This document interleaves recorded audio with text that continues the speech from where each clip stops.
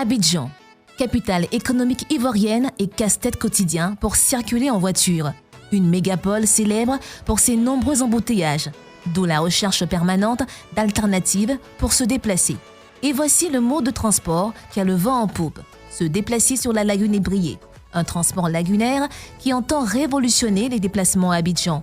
Après un long monopole public, le secteur est désormais ouvert aux opérateurs privés.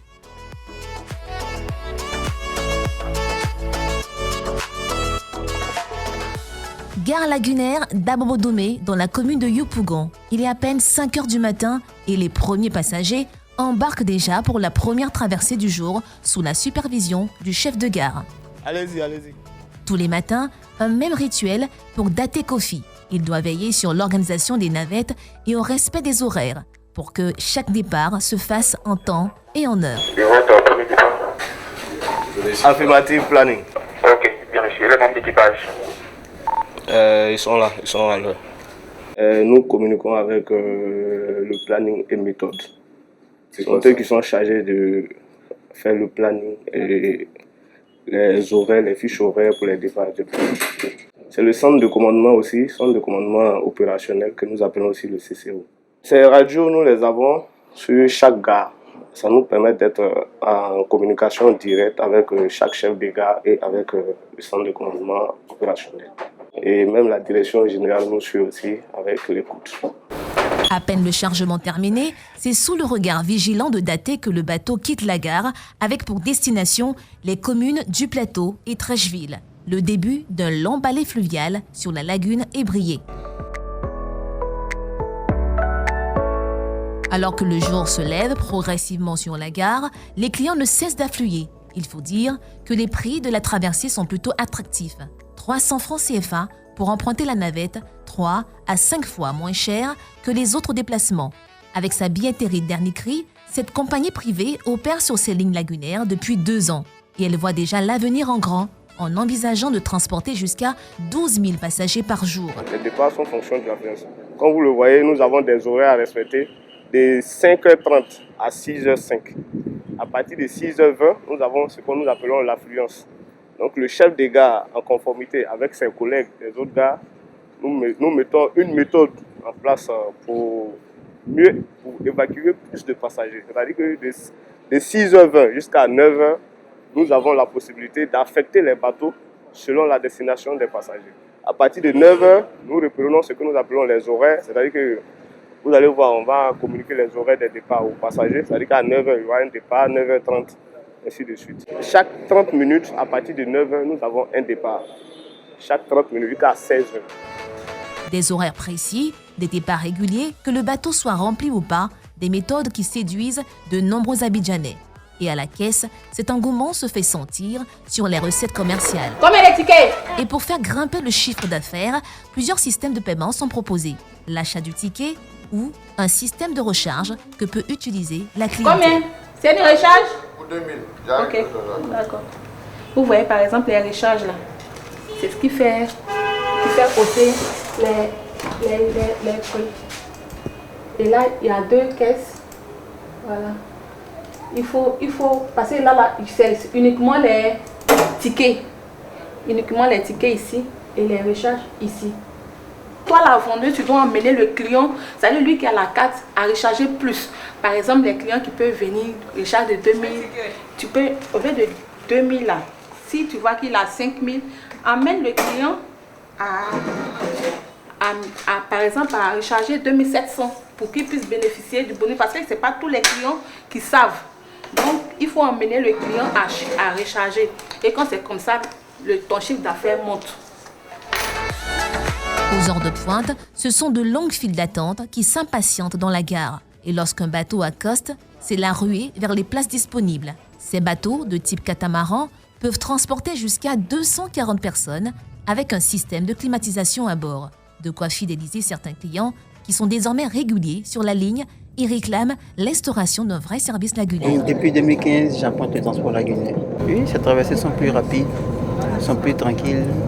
Ça nous évite beaucoup d'embouteillages. En tout cas, c'est efficace. Je pense qu'il doit y avoir un peu plus de bateaux encore. C'est ce qui manque. Par moment, quand il vient, tu mets du temps, surtout quand il y a une pluie, ça devient un peu plus lent.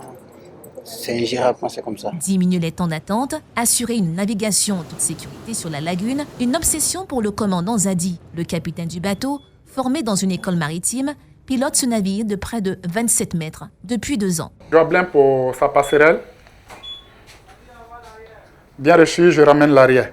Et pour avoir passé près de 24 mois sur le plan d'eau lagunaire, le commandant Zadi a appris à jongler entre les obstacles de la navigation. De quoi lui faire être sur ses gardes à chaque trajet. Parfois, les obstacles auxquels nous sommes confrontés, c'est surtout les piroguiers, les pêcheurs sur le plan d'eau lagunaire. Parce qu'en pleine manœuvre, par exemple, le mec, il peut venir passer à ton arrière, mais si tu n'as pas un matelot arrière ou si ton matelot arrière n'est pas vigilant, voilà, tu peux lui rentrer là-dedans. Mais encore que, on n'est pas encore arrivé à ce stage-là parce que nos éléments sont très vigilants. Ouais. Outre cette société, un autre opérateur privé s'est lancé dans le transport lagunaire longtemps dominé par une seule entreprise publique. Mais aux côtés de ces grosses structures, d'autres acteurs plus petits, plus mobiles et plus agiles entendent eux aussi profiter du boom du transport lagunaire entre les communes du Grand District d'Abidjan. Nous voici à Mputo Village, au quai 32, le rendez-vous quotidien pour des centaines d'Abidjanais qui empruntent ces pinasses pour rejoindre la commune de Koumassi. Prix de la traversée, 100 francs CFA. Un tarif à prix cassé pour une clientèle d'habitués. Des clients qui cherchent des solutions de déplacement rapides et peu chères, même s'ils sont conscients des risques encourus. De Koumassi pour venir en Mputo ici, c'est le moyen qui est le plus court. Ça peut faire près de 10 ans que je fais ça. Pour traverser, pour aller à Benjamin. Souvent ça balance, on a peur, mais quand même, on arrive à bon port. Ils sont où? De là à larguer là. Dans cette gare de fortune, le chef, c'est lui, Koulibaly. Il a créé cette ligne il y a déjà 28 ans. Aujourd'hui, il dispose d'un parc de 13 pinasses. Il en fait circuler 3 chaque jour. Montant d'investissement pour une pinasse, 5 millions de francs CFA. Un investissement rentable, car pour lui, le marché lagunaire est tellement vaste que chacun y trouve son compte. Le transport est libéralisé, chacun vit en fonction de ses moyens, n'est-ce pas? Chacun vit en fonction de ses moyens. Le confort est là, mais la réalité du coût de la vie aussi est là. Donc moi, je peux aimer le confort si je n'ai pas les moyens d'aller dans le confort. Je fais quoi? Je vais dans l'autre compagnie qui m'arrange. Donc je crois qu'il y a le choix, non seulement de la distance, et aussi le coût de la vie. Après 8 minutes de navigation, l'arrivée au quai de Koumassi. Les pinasses de Koulibaly ont une capacité de 80 places et pour rester compétitif sur le marché, il adapte lui aussi sa stratégie commerciale en fonction des horaires de pointe. Ouais, quand c'est l'air creux, les clients, là, on ne peut pas charger aller beaucoup plus vite, mais les clients viennent de là-bas parce que le matin, on quitte Koumassi. Notre clientèle, la majorité quitte sur Koumassi, aller en Mputo. Quel que soit le nombre de clients dans le bateau, même si c'est 2 personnes, l'autre arrive, on s'en va. Dès qu'un bateau arrive, on s'en va sans interruption. Il faut satisfaire les clients, donc il faut aller un peu plus vite. Avec son système, Koulibaly fit tourner ses pinasses à plein régime. Et pour maintenir ce rythme, ces pinasses doivent être en bon état. Alors, il les fait réparer dans ce garage pour pinasses. Ici, ce sont les charpentiers qui travaillent non-stop sur cette embarcation pour permettre au business lagunaire de Koulibaly de prospérer encore plus. D'accord, ok. D'accord. Pour le propriétaire de Pinasses, ce passage au garage est vital pour la survie de son activité de transport sur la lagune. Quand ils mettent le goudron, comme ça empêche l'eau de toucher les sacs là. C'est ça qu'on appelle les mèches. Là, quand l'eau ne touche pas les sacs, ça ne pourrit pas. Ça donne une durée de vie à la pinasse. Au niveau des affaires maritimes, la visite d'une pinasse, c'est annuel, mais renouvelable 6 mois après. Donc si après la visite, ils trouvent qu'il y a des imperfections, ils demandent à ce qu'on rentre au garage avec. Donc ça dépend de la manière dont on utilise. Pour développer le business, Koulibaly a déjà prévu de s'équiper de pinasses encore plus performantes pour profiter de ce boom du transport lagunaire.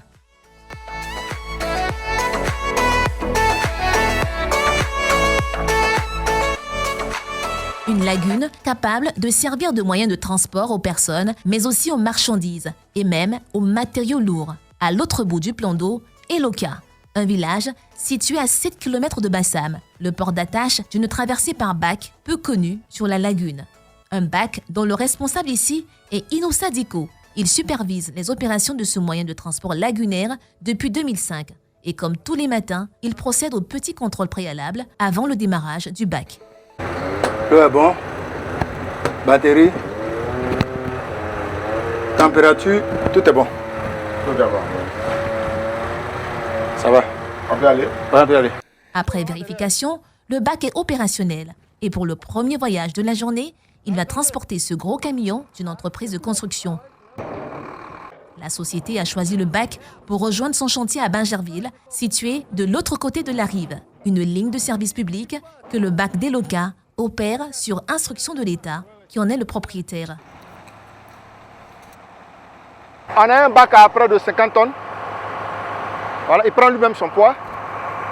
Ce bac-là, il prend 10 petites voitures. C'est un service public. Il a usage gratuit.